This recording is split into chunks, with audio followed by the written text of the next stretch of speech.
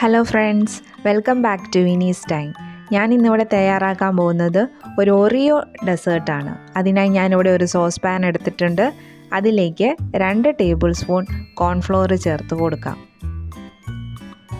ഇനി അതിലേക്ക് വേണ്ടത് 2 ടേബിൾ സ്പൂൺ പാൽപ്പൊടിയാണ്. ഏത് മിൽക്ക് പൗഡർ വേണമെങ്കിലും എടുക്കാവുന്നതാണ്. 2 ടേബിൾ സ്പൂൺ ചേർത്ത് കൊടുക്കാം.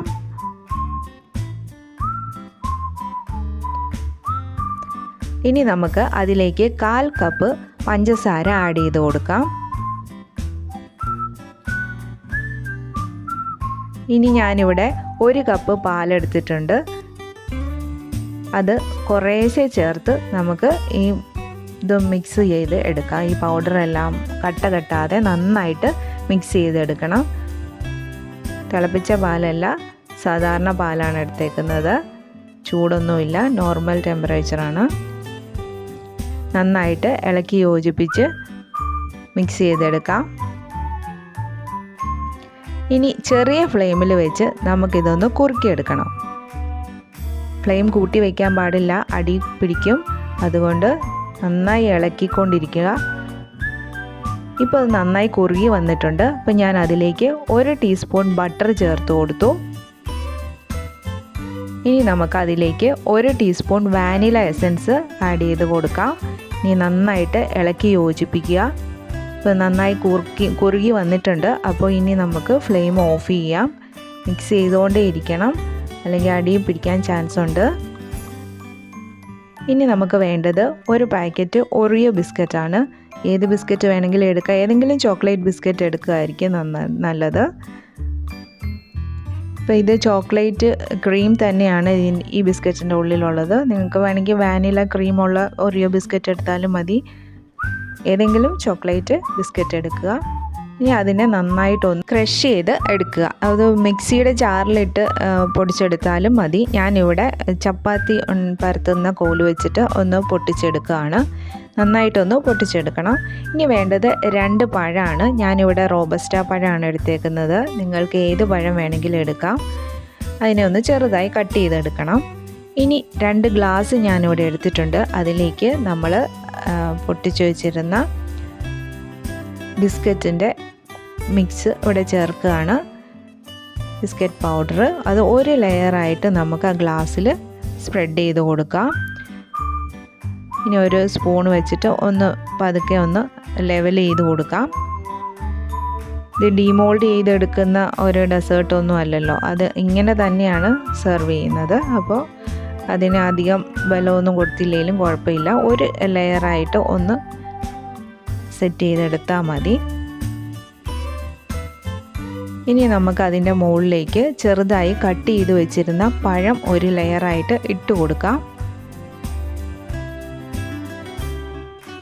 ചെറിയ ക്യൂബ്സ് ആയിട്ടാണ് ഞാനിവിടെ പഴം കട്ട് ചെയ്തേക്കുന്നത്. അത് നമുക്ക് 1 ലെയറായിട്ട് ഇട്ട് കൊടുക്കാം.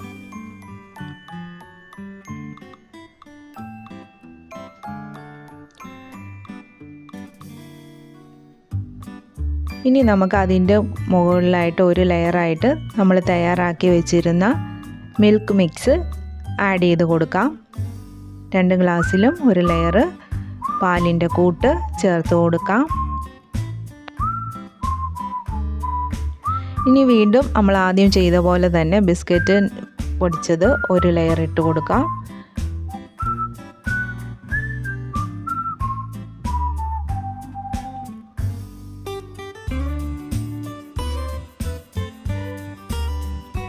വീണ്ടും പഴത്തിൻ്റെ 1 ലെയർ ഇട്ട് കൊടുക്കുന്നു.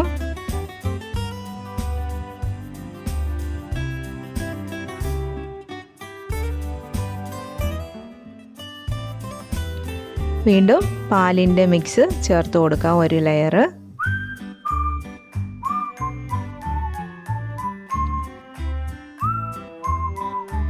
ഇപ്പോൾ എല്ലാ ലെയറും നമ്മൾ സെറ്റ് ചെയ്ത് കഴിഞ്ഞു. ഇനി അതിൻ്റെ മുകളിൽ കുറച്ച് ബിസ്ക്കറ്റിൻ്റെ പൗഡർ ഒന്ന് ഡെക്കറേറ്റ് ചെയ്യാൻ വേണ്ടിയിട്ട് ഇട്ട് കൊടുക്കുകയാണ്.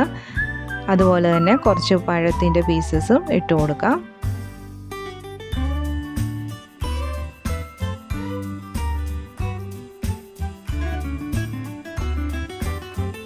ഇപ്പം നമ്മുടെ ഡെസേർട്ട് ഇവിടെ റെഡിയായി വന്നിരിക്കുകയാണ്. ഇനി നമുക്കിത് ഫ്രിഡ്ജിൽ വെച്ച് തണുപ്പിച്ചതിന് ശേഷം ഉപയോഗിക്കുക.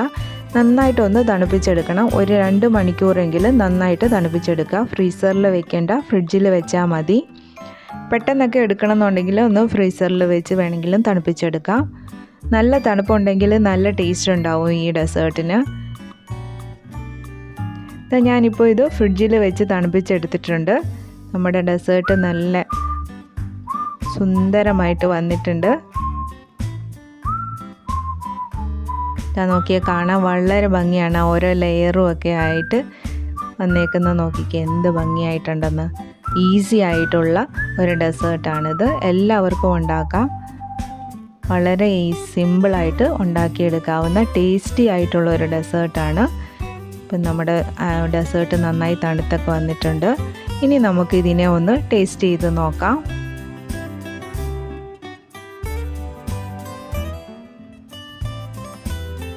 എല്ലാ ലെയറും വരുന്ന രീതിയിൽ എടുത്ത് വേണം കഴിക്കാനായിട്ട്. ആ 3 ലെയറും കിട്ടണം. ബിസ്ക്കറ്റിൻ്റെയും പാലിൻ്റെയും പഴത്തിൻ്റെയും എല്ലാ 3 ലെയറും കിട്ടുന്ന രീതിയിൽ എടുത്ത് നമുക്ക് ഇതൊന്ന് ടേസ്റ്റ് ചെയ്ത് നോക്കാം.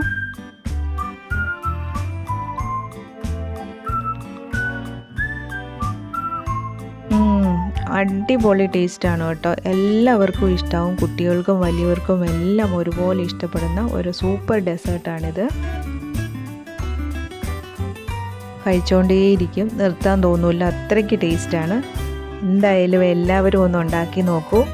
സിമ്പിളായിട്ടുണ്ടാക്കാം, എല്ലാവർക്കും ഇഷ്ടമാവും. വീണ്ടും നല്ല വീഡിയോയുമായി കാണാം. Stay safe, stay happy. Bye bye.